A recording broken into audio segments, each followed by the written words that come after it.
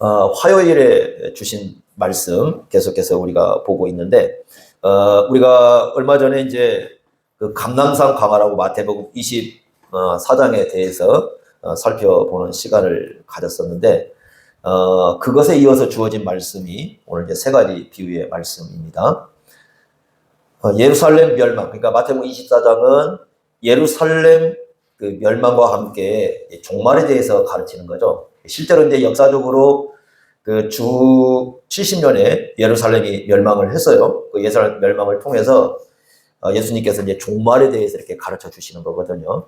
이걸 배워야 됩니다. 근데 이제 많은 사람들이 예루살렘 멸망을 보면서도 이제 종말에 대해서 잘 배우질 않아요. 마치 어떤 것 같으냐면, 여러분들이 이제 구약을 공부해 보면요, 이스라엘이 이렇게 둘로 나눠지잖아요. 북쪽 이스라엘이 있고 남유다가 있었습니다.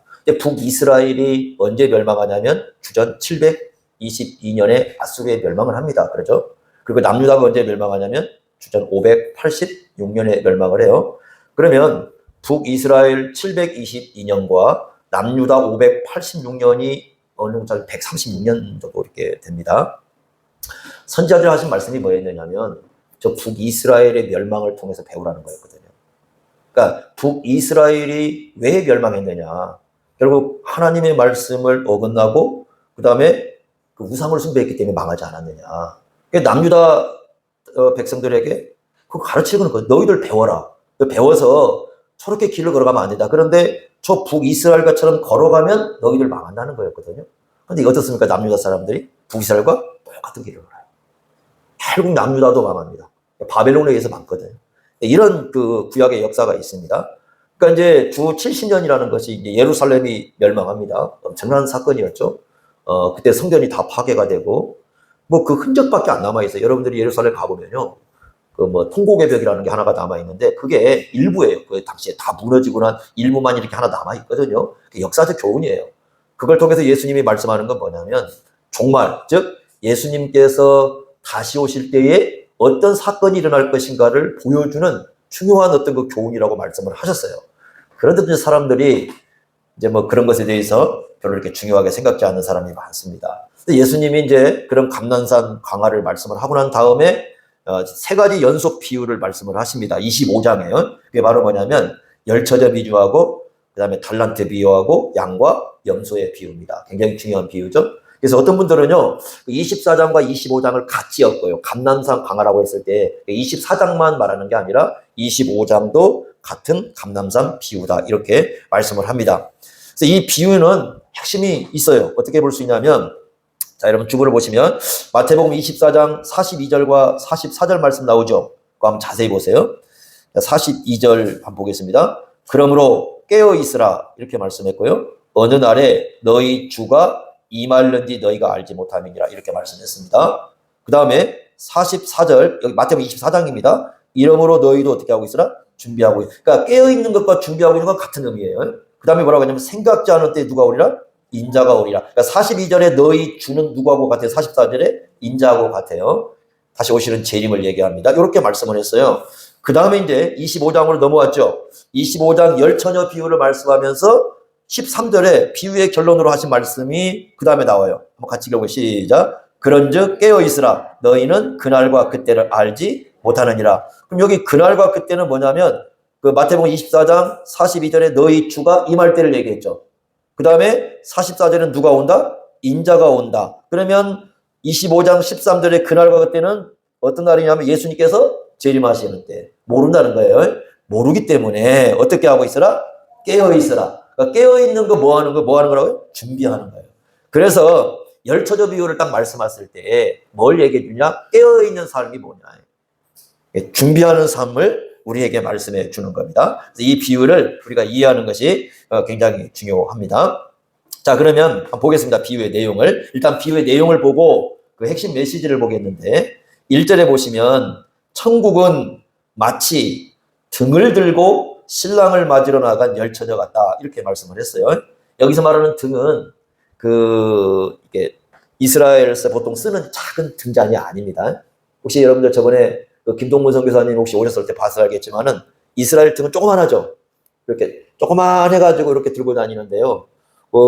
등이 이렇게 멀리 비치지도 않아요. 이렇게 조그만하게 이렇게 만들어져가지고 등 피워봐야 바로 요 앞에만 이렇게 보이는 거거든요. 그런 등인데 여기서 말하는 등은 그것보다는 많은 분들이 이렇게 막대기에다가 이렇게 걸어가지고 막대기 이렇게 걸어서 이렇게 이제 등을 쓰는 거 아니면 횃불 정도로 봐요. 횃불. 그러니까 이런 걸로 보게 되는데 그걸 맞으러 열처녀가 나갔어요. 여기서 말하는 열처녀는 신부가 아니에요. 그죠? 신랑이 한 사람 오는데 10명의 신부가 만나러 간다. 그런 뜻은 아니잖아요. 그러니까 누구냐면은 신부의 들러리들입니다. 신부의 들러리들. 그러니까 신부의 들러리니까 보통 이제 신부뿐인데요. 보통 1세기에 결혼식은 밤에 이루어진답니다. 축제가. 밤에 이렇게 축제가 벌어지면은 신랑이 이렇게 오지 않습니까? 그럼 그 신랑을 맞이하기 위해서 처녀의 신부의 친구들이 등을 두고 이렇게 밖을 나가는 거예요. 그러면 저쪽에 신랑이 오면 불을 밝혀주겠죠? 지금과 같이, 아니 뭐 불을 켜니까 그러는 지금과 같이 이렇게 우리 같이 좋은 그 불빛 시대가 아니잖아요? 그 당시에는 지금 같은 가로등, 이런 등이 없었을 시대입니다. 그러니까 어두컴컴한 밤에 이루어지는 일이니까 어두컴컴한 밤에 저쪽에 신랑이 올 때 그 신랑이 올 수 있도록 등을 이렇게 갈고 이렇게 서 있는 겁니다. 그 들러리들이에요. 지금 이 사람들이. 그 들러리들이 서 있습니다. 이 비유에서 신부 얘기는 아예 없어요. 신부 얘기는 아예 하질 않아요. 다 들러리 얘기를 하고 있는데, 자, 그런데, 자, 10명이 있습니다. 5명은 어떤 사람이고, 미련하고, 5은 어떻게 있다? 슬기가 있다. 지혜가 있다. 그 말이죠. 5명은 미련하고, 5명은 지혜가 있다. 이유는 딱 하나입니다. 비유를 보시면 이유는 딱 하나밖에 없어요. 뭘 준비했어요? 기름이에요. 그러니까 5명의 미련한 처녀는 뭐가 없어요? 기름이 없어요. 지혜로운 처녀는 기름이 있어요. 그러니까 기름이 있느냐 없느냐가 미련함과 지혜로움을 갈라 놓습니다. 그러니까 10명의 처녀가 모두가 다 누구 오길 기다렸어요? 신랑 오기를 기다렸어요. 그러니까 이건 어떤 사람이냐면 교회 밖에 사람들 얘기가 아니에요. 교회 밖에 사람들은 아예 기다리지를 않습니다. 그럼 다 어디 사람 얘기예요? 교회 안쪽 사람들 얘기입니다. 교회 안에 있는 사람인데 교회 안에 있는 사람이 둘로 나눠진다는 거예요. 하나는 미련한 사람이고 하나는 슬기로운 사람이고 둘 중에 이제 하나로 이렇게 나눠지는 겁니다. 그래서 이런 말씀을 하는 겁니다. 지금 교회 안에서 하는 말씀인데 여러분들 그 주보 오른쪽에 보시면 제가 요한계시록 그 1장에 대한 얘기를 써놨습니다. 그럼 요한계시록 1장을 들어가면 그 요한계시록 1장 10절에 이제 그 요한이 밤모섬에서 환상을 보지 않습니까? 그때 본 것이 어디냐면 주의 날이에요. 주일입니다. 그러니까 주의 날 하나님의 말씀을 들어요. 실제로 이제 그 밤모섬이라는 데 가면은 뭐 저희도 가보진 않았습니다만 나중에 기회가 있으면 가보면 좋겠는데 거기 가면은 요한이 환상을 봤다는 동굴이 있답니다. 이 말씀을 받은 동굴이 실제로 거기 이제 있다고 그래요. 그래서 이제 그 동굴에서 말씀을 받았는데 주의 날 예배를 드리지 않겠습니까? 예배를 드리는데 이 요한계시록 1장에는 예배가 뭐냐를 얘기할 때 3가지를 얘기를 해주는 겁니다. 첫째는 이제 과거, 현재, 미래인데 첫째는 요한계시록 1장 5절에 뭐라고 했느냐면은 죄에서 해방된 사람들이 드리는 게 예배다. 그러니까 이게 진짜 자유, 해방은 자유잖아요. 그죠? 참된 자유를 가진 사람만이 예배할 수 있다. 이렇게 말씀을 합니다. 이건 정말 중요한 거죠. 왜냐하면 그 많은 사람들은 예배를 드리면은 뭔가 구속받는 것처럼 느껴요.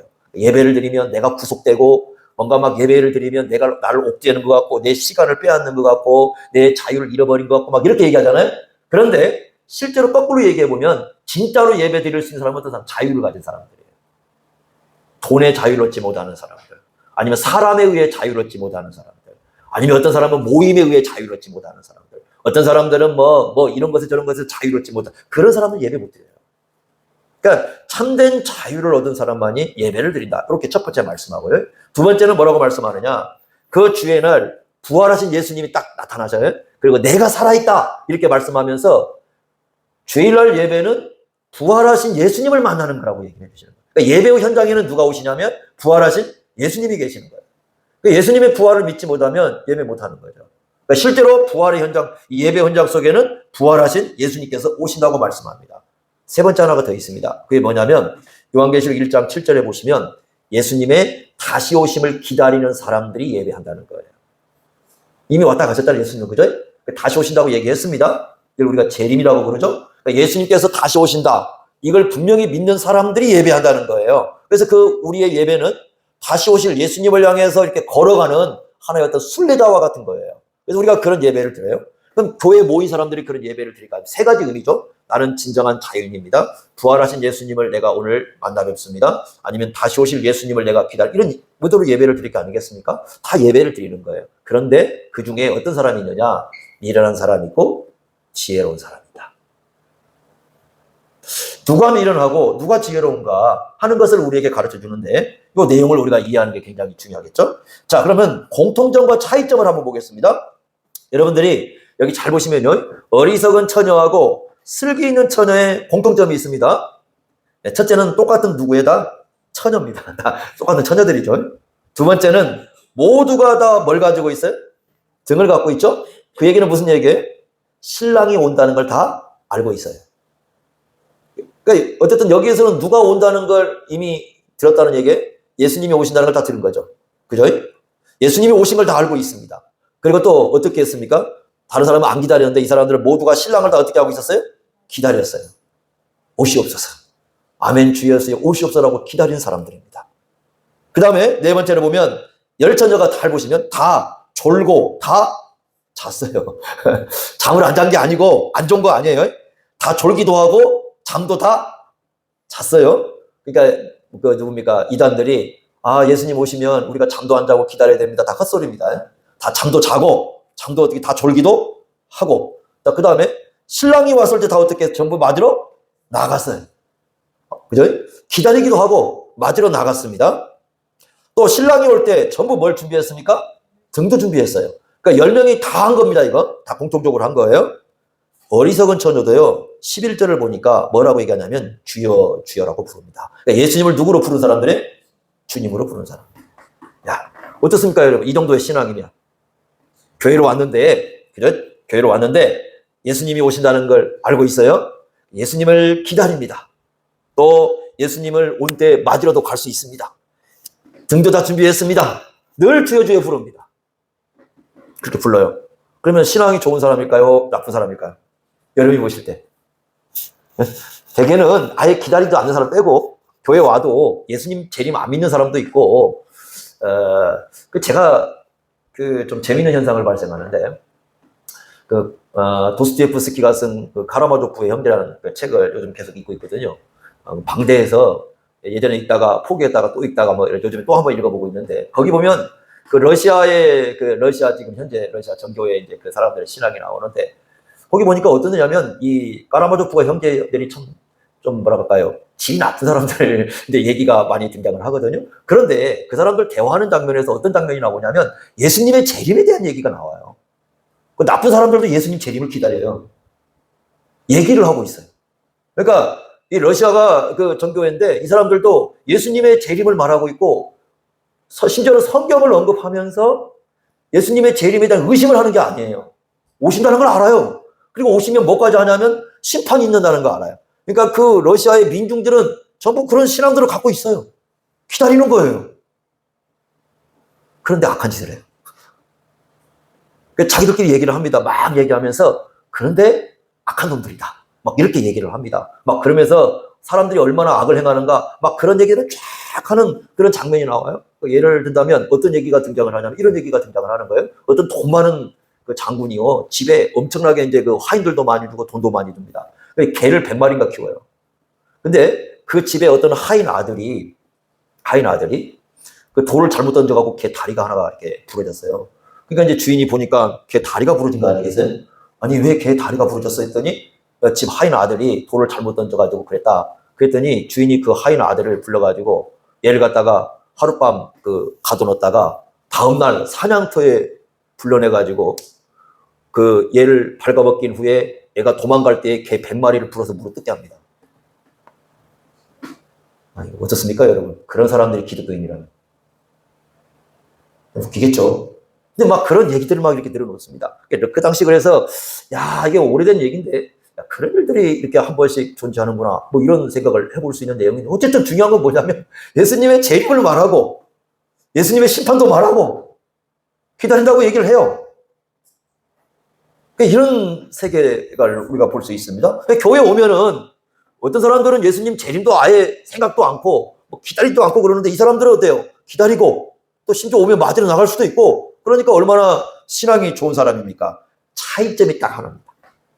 어리석은 처녀에게는 뭐가 없어요? 기름이 준비되지 않고. 슬기 있는 처녀에게는 뭐가 있어요? 기름이 있습니다.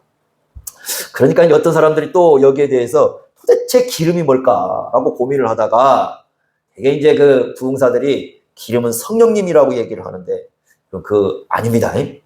왜 아니냐? 두 가지 큰 이유. 첫째, 8절에 보시면 등불이 꺼져간다고 그러죠. 기름이 없어지잖아요. 그러니까 우리 안에 있는 성령님이 점점 없어질 수 있습니까? 말이 안 되죠. 두 번째는 나중에 없으니까 기름 빌려달라고 그러죠. 성령을 빌릴 수 있습니까? 없어요. 그런 거 아니죠. 오신 성령은 떠나는 게 아니고 또 성령은 빌릴 수 있는 게 아니죠. 그러니까 이 비유는 기름이 뭐냐? 거기에 초점이 있지 않아요. 만약에 기름이 뭔가에 초점이 있었다면 예수님이 분명히 가르쳐 주셨을 거예요. 질문은 딱 하나입니다. 올바르게 준비했느냐 하는 거예요. 그 하나만 물어봐요. 그러니까 기름이 준비된 사람은 올바르게 준비된 사람이고 기름이 준비되어 있지 않은 사람은 올바르게 준비되어 있지 않는 사람이에요. 요거 하나만 물어보는 거예요, 지금. 그리고 이제 그 뒤에 달란트 비유 나오지 않습니까? 양과 염소 비유 나오잖아요. 그럼 이런 거 우리가 다음 주에 볼 말씀이지만 준비한다는 게 뭐냐? 그게 달란트 비유예요.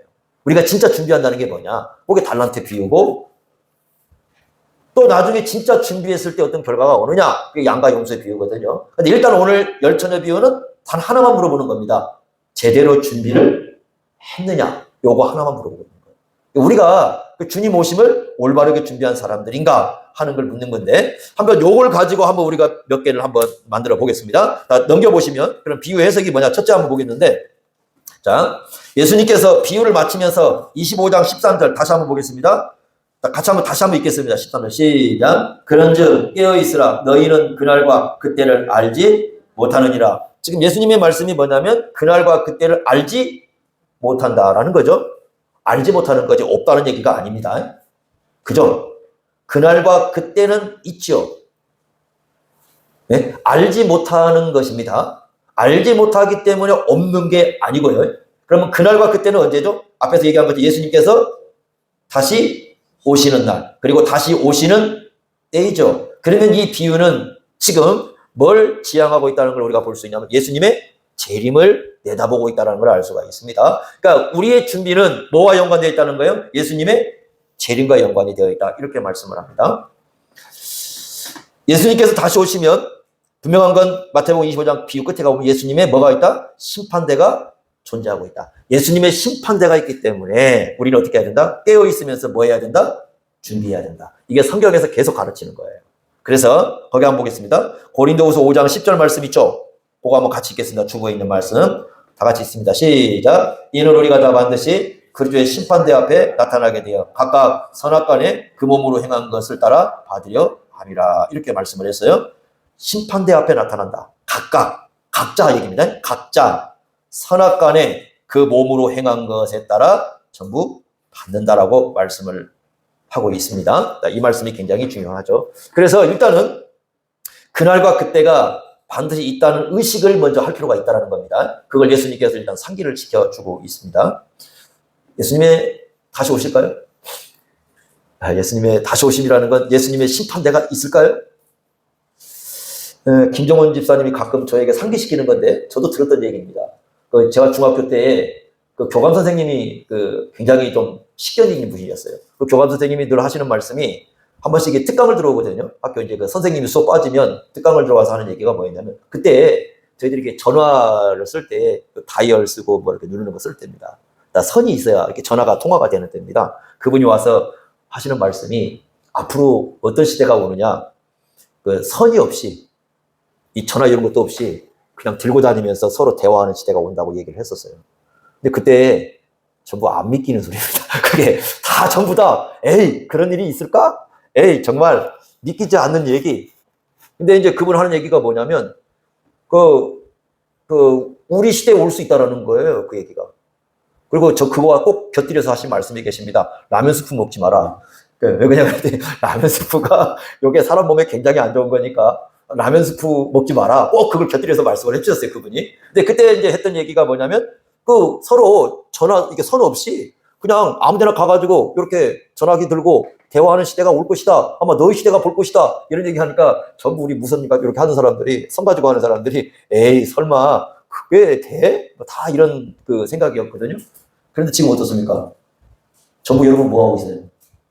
전부 손없이. 그죠? 그래서 어느 순간에, 예전에는 집에 여러분 다 전화 한 대씩 다 있었죠?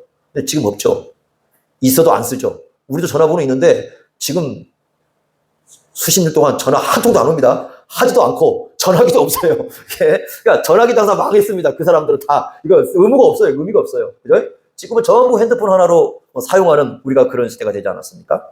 사람들은요, 내가 경험하지 않으면 설마 그런 일이 있을까? 이렇게 생각을 한단 말이에요. 우리가 그때 중학교 때 생각했던 것처럼. 그런데 어느 순간에 설마 했던 시대가 진짜 왔단 말이죠. 예수님의 재림이 있을까? 설마? 예수님의 심판대가 있을까? 설마?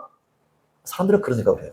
설마 그럴까? 설마 그럴 일이 있을까? 이렇게 생각을 하죠. 그래서 히브리서를 보시면 아주 정확하게 짚어줍니다. 뭐라고 얘기하냐면 사람이 죽는 건 다 어떤 게 한 거다? 정해진 거다. 왜 그 말씀을 하시느냐? 다 알아요, 죽는다는 거.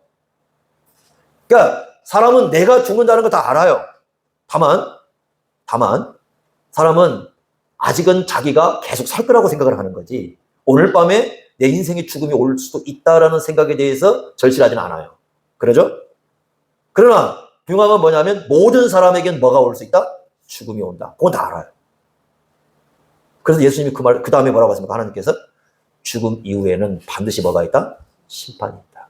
이게 왜 그렇게 가르치느냐? 죽음만큼 분명하게 뭐가 있다는 거예요? 심판이 있다는 거예요. 피할 수 없습니다. 그러니까 주님이 오시고 나면 반드시 주님의 심판대가 열릴 것이다. 이렇게 말씀을 합니다. 이게 예수님께서 우리에게 인식시키는 거예요. 그러니까 이런 거예요. 너희들이 준비를 해야 된다. 준비를 하기 위해서는 반드시 뭘 생각해야 되느냐? 예수님이 다시 오신다는 그걸 생각을 해야 된다. 그걸 안 믿으면은 올바른 준비를 할 수 없다는 거예요. 그래서 예수님이 오신다는 사실을, 또 예수님이 오시면 반드시 뭐가 이루어진다는 것을, 심판이 이루어진다는 것을 머릿속에 기억을 하는 겁니다. 먼저 이래야 뭐 할 수, 준비를 할 수 있어요. 두 번째입니다. 한번 보겠습니다. 두 번째. 같이 한번 읽어보겠습니다. 두 번째는요. 시작. 우리에게 주어진 기회는 이 세상에서 주어진 시간입니다. 예수님을 믿을 수 있는 기회와 예수님을 위해 살 수 있는 시간입니다. 중요한 거죠. 자, 예수님의 말씀을 여러분 잘 보시면요. 기름을 준비할 시간이 있죠. 어느 순간에 문이 어떻게 합니까? 딱 닫혀요. 그죠? 10절에 보시니까 잔치가 이루어지고 그 다음에 문이 어떻게 돼요? 닫히죠. 요 시간이 있다. 요 때까지가 기회인 거예요. 그러니까 기름을 준비할 수 있는 기간은 문이 닫힐 때입니다. 문이 닫히고 나면 더 이상 없어요. 그러니까 이걸 뭘 얘기해 주느냐? 예수님께서 이제 곧 떠나실 거예요. 요 얘기하시고 난 다음에 곧 세상을 떠나실 겁니다. 제자들은 남습니다. 제자들에게 말씀을 해주시는 거예요. 예수를 믿을 수 있는 기회와 예수님을 위해서 살아갈 수 있는 시간은 바로 너희들이 살아가는 지금 이 생뿐이다. 더 이상 기회는 없습니다. 자, 문을 닫히는 경우는 두 번입니다. 첫째는 어떻게 되느냐? 예수님이 일단 재림하시면 문은 닫힙니다. 아니면 우리에게 뭐가 왔을 때, 죽음이 왔을 때 문이 닫힙니다. 그때까지가 기회예요. 그 외에는 기회가 주어지지 않습니다. 예수님을 믿을 수 있는 기회요? 여러분 살아있을 때밖에 없습니다. 어떤 사람들은 아이고 내가 죽어보고 예수님이 있는가 없는가 보고 그때 믿어야지, 그런 말을 하는 사람도 있어요. 천만의 말씀입니다. 안 됩니다. 그럴 기회도 없습니다. 또 예수님을 위해서 살아갈 수 있는 기회도 지금밖에 없어요. 내가 나중에, 우리는 그런 말을 많이 쓰거든요. 나중에, 다음에, 다음 기회에, 내일. 성경은 계속 뭐라고 하느냐? 다음 기회에, 내일, 그게 안 올 수도 있다라는 거죠. 여러분 전도서를 보실 때 어떤 생각이 드십니까? 이 전도서가 젊은 사람들에게는, 청년들에게는 별로 이렇게 인식이 잘 안 되는 내용이거든요. 처음에 이제 전도서를 공부할 때 쉽지 않더라고요. 왜 그러냐면 어려운 내용이 많아요. 1장을 시작할 때 뭐 헛되니 뭐 그거 다 우리가 생각할 수 있는 문제 아닙니까?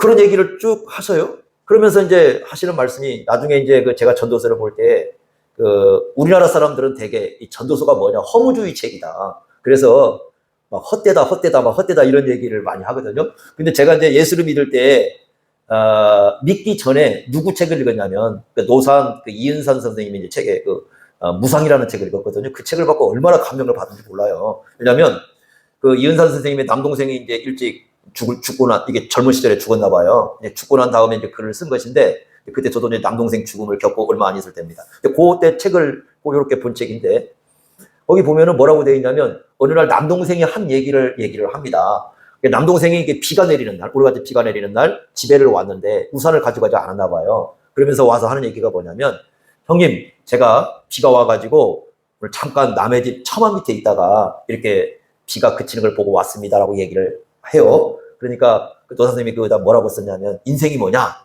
남의 집 처마 밑에 잠깐 머물다 가는 거다. 이렇게 이런 얘기를 써요, 거기다가. 그래서 그 책을 읽으면서, 야, 인생에 대해서 참 이렇게 어떻게 잘 표현할까? 그래, 우리는 뭐 인생을 오래 살 거지 생각하지만 어느 순간에 시작하면 남의 집 처마 밑에 잠깐 있다 갈 것 같은 그런 인생 아닙니까?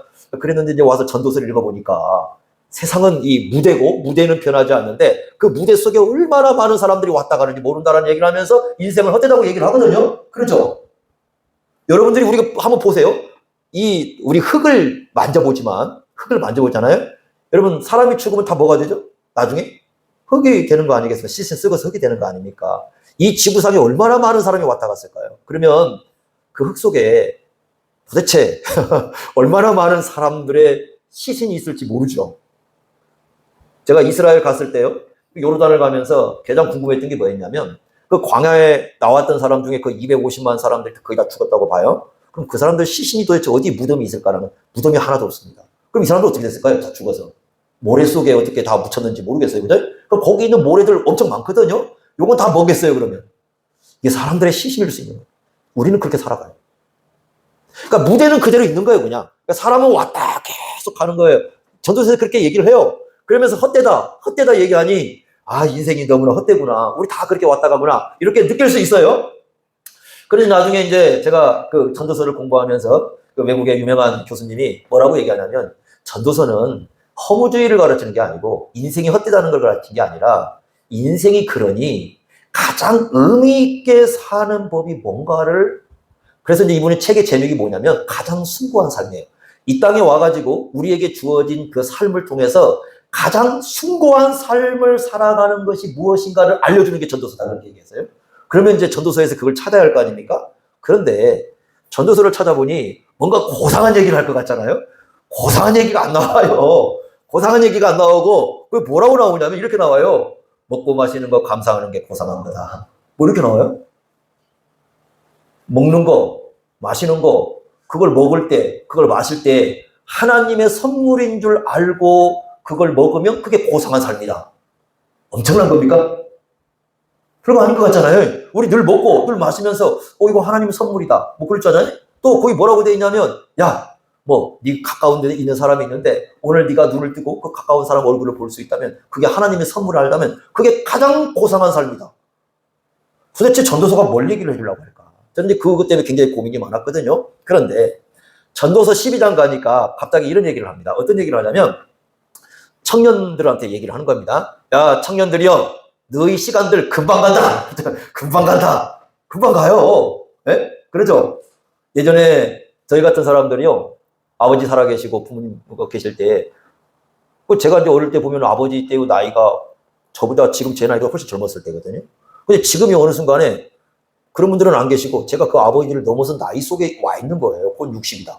옛날에 우리가 바라봤던 할머니, 할아버지 동네에 상여 나갈 때 그 계신 분들 있잖아요. 그 나이에 우리가 서 있는 거예요. 반열에 어느 순간에. 금방 가는 거죠. 그러면서 뭐라고 써놨느냐?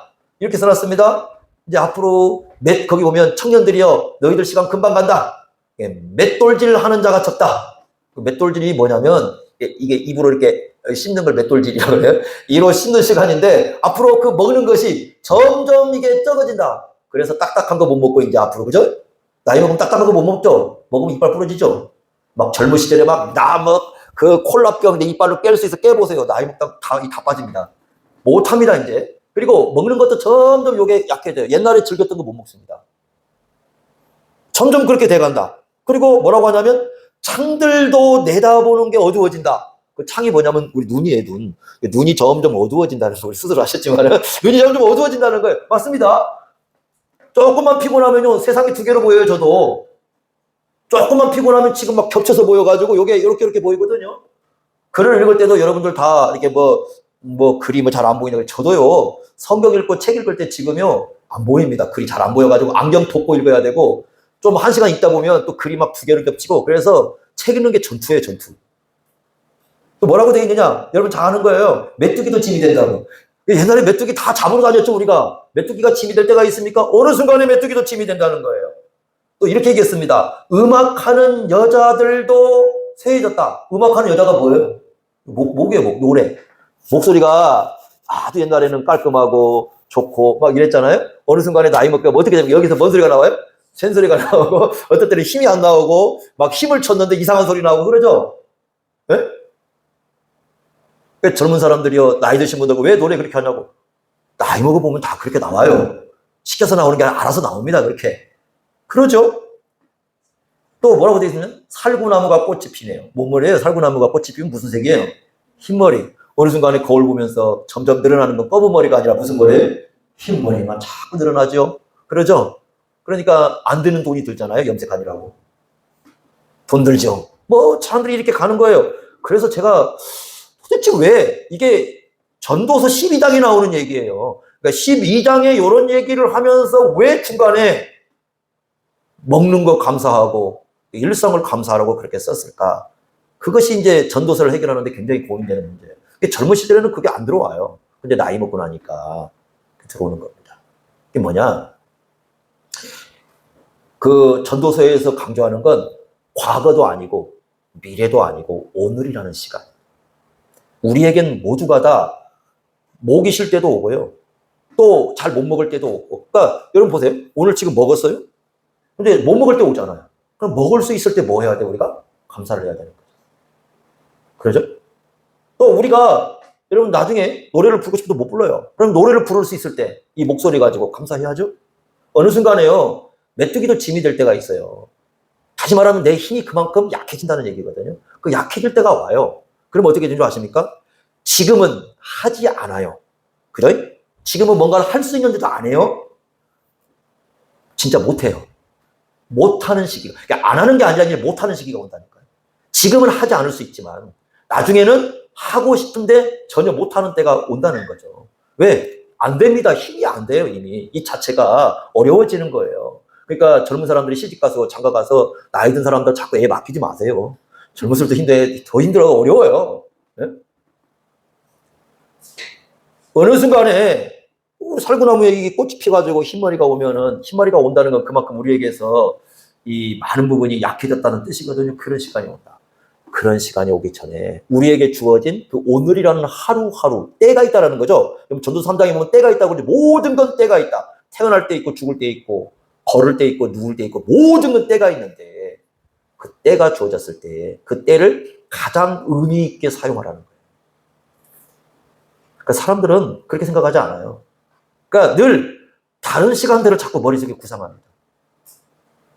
어떤 사람들은 늘 과거에 그 시간이 좋았네 뭐 이런 소리 하고요. 어떤 사람은 미래가 되면 어떤 때가 있을 거라고 생각을 하고 그러다 보면 어떻게 하느냐. 오늘이라는 그 일상 속에서 주어지는 시간을 가장 소홀히 하기 쉬워요. 그러니까 사람들이 가장 소홀히 하는 시간이 언제냐면 오늘이라는 시간. 그래서 전도서는 그렇게 얘기합니다.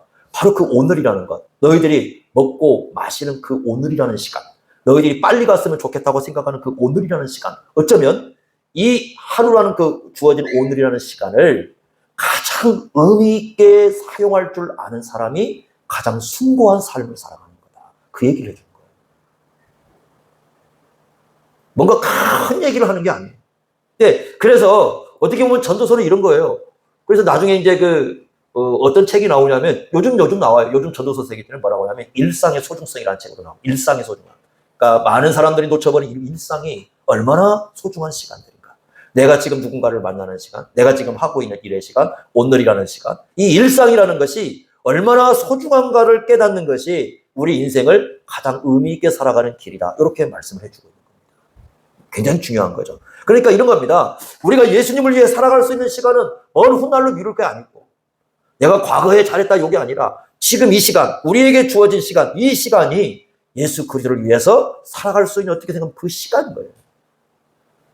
그 시간을 소중히 여길 줄 아는 지혜, 이게 좀 필요하다는 겁니다. 그러니까 예수님께서는 이 말씀을 하는 것은 바로 그거예요. 우리에게 주어지는 생, 우리에게 주어지는 삶, 이 시간이 기회의 시간이고 이 시간이 우리에게 어떤 시간이다? 소중한 시간이다. 그걸 아는 게 필요하다라고 말씀을 합니다. 자, 마지막 세 번째는요. 자, 이 사람이 뭐라고 불렀다고 11절에 보니까 주여 주여 우리에게 열어주소서. 여러분 이거 예수님 말씀 생각나는 부분이 있죠. 마태복음은 희한하게 꼭 두 번씩 써요. 뭔가를 쓰면 한 번을 썼으면 뒤에 또 나옵니다. 근데 앞에 한 번 썼어요. 이 표현을 두 번째 쓰고 있는 겁니다. 거기 나온 것처럼 마태복음 7장 21절에 나옵니다. 자, 한번 같이 읽겠습니다. 시작. 나더러 주여 주여 하는 자마다 다 천국에 들어갈 것이 아니요 다만 하늘에 계신 내 아버지의 뜻대로 행하는 자라야 들어가리라. 여기 주여 주여 했죠. 천국에 못 들어갔습니다. 왜 못 들어갔어요? 아버지의 뜻과 관계없는 삶을 산 거죠. 그러니까 주여 주여 했지만 실제로 삶은 하나님 뜻과는 전혀 관계가 없었던 거죠. 그러니까 뭐냐? 진짜 믿음이 있는 증거가 없어요. 삶 속에서. 참된 믿음의 증거는 하나님 말씀대로 살아가는 거거든요. 근데 그게 없는 거죠. 그렇기 때문에 하나님 나라에 들어갈 수 없다. 여러분 보세요. 자, 요한계시록 14장 13절 아주 중요한 말씀입니다. 제가 새한글 성경으로 번역을 해놓은 걸 같이 했는데 우리말 성경이라고 또 있어요. 거기서 거기를 했는데 한번 같이 읽겠습니다. 시작. 또 나는 들었습니다. 하늘로부터 소리가 났습니다. 그 소리가 말했습니다. 적어두어라. 복 있다. 이제부터 주님 안에서 죽는 사람들이 그렇다. 성령님이 말씀합니다. 그들이 수고를 거치고 쉴 것이다. 그들의 행위가 그들과 함께 따라올 것이니까. 자, 우리말 성경에는 그들의 행위가 그들을 따를 것이다. 내 중에 말씀 잘 보세요. 사람이 죽어요. 죽습니다. 그죠? 죽는데 믿는 사람과 믿지 않는 사람이 차이가 있어요. 그죠? 자, 믿는 사람과 믿지 않는 사람 일단 가장 중요한 차이. 믿는 사람은 죄를 해결하고 죽죠. 믿지 않는 사람은 죄를 해결하지 못하고 죽죠. 그럼 이렇게 되는 거죠. 믿는 사람들은 죄를 해결하고 죽기 때문에 죄값을 받지 않죠. 그러니까 더 이상 죄가 우리를 따라올 수가 없죠. 맞습니다. 믿지 않는 사람들은요, 죄 문제를 해결할 수 없기 때문에 죽음이 왔을 때 뭐가 따라가요? 끝까지 죄가 따라갑니다. 그래서 죄가 따라가니까 하나님의 뭘 받게 돼? 심판을 받게 되는 겁니다. 또 하나 중요한 겁니다. 여기 보니까 그들의 행위가 따라가죠. 다 놓고 가야 돼요. 근데 분명한 건 뭐냐면 그들의 행위가 따라가요. 행위는 믿지 않는 사람도 따라가고 믿는 사람도 따라가요. 그런데 성격이 달라요. 어떤 성격이 다르냐? 믿지 않는 사람들이 따라가는 행위는 뭐에 근거가 되냐면 나중에 요한계시록 보면 심판의 근거가 돼요. 하나님께서 이 사람을 우리가 말하는 지옥에 보낼 수 있는 또 형벌을 내릴 수 있는 심판의 근거가 되죠. 이렇게 됩니다. 그런데 믿는 사람을 따라가는 행위는 그렇지 않아요. 이 부분은 좀 달라요. 믿는 사람을 따라가는 행위는 어떤 의미를 가져요? 이 사람이 진짜 믿음을 가지고 있다는 증거가 됩니다. 자, 구분하셨습니까? 그러니까 믿든 안 믿든 모두가 다 뭐가 따라가고 행위가 따라가요. 믿지 않는 사람들은 이 행위가 나중에 뭐의 근거가 된다고요? 심판의 근거가 됩니다.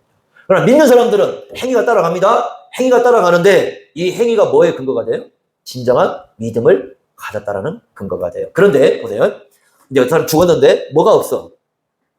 두 번째 거, 그러니까 믿는 사람이라고 자기가 생각을 했는데 진짜 믿음을 가졌다고 하는 삶의 행위 증거가 없어. 이 사람에게서. 그러면 이 사람은 주여 주여 불렀지만 뭐가 없는 사람이라는 거예요? 진정한 믿음이 없다. 아까 얘기했잖아요. 뭐가 없어요? 전혀 준비 자체가 안 돼 있는 사람이죠. 이해가 되셨습니까? 그래서 우리가 지금 우리가 살아가는 이 시기에 정말 우리 믿음 있는 증거, 내가 진짜 예수를 믿는다는 믿음 있는 증거, 예수님을 주님이라고 부른 그 삶의 증거를 드러내는 것이 굉장히 중요합니다. 이 땅에서, 죽어서가 아니라 이 땅에서. 그것이 뭐 하는 것이냐? 바로 여기서 얘기하고 있는 준비되어야 할 기름 부분인 거예요. 여러분들이 달란트 비유하고 제 양과 염소의 비유를 보면 이제 그게 연결이 됩니다. 그러니까 우리가 이 땅에서 진정한 믿음을 가졌다고 하는 그 삶의 증거, 그게 있느냐? 네? 이게 굉장히 중요한 거예요.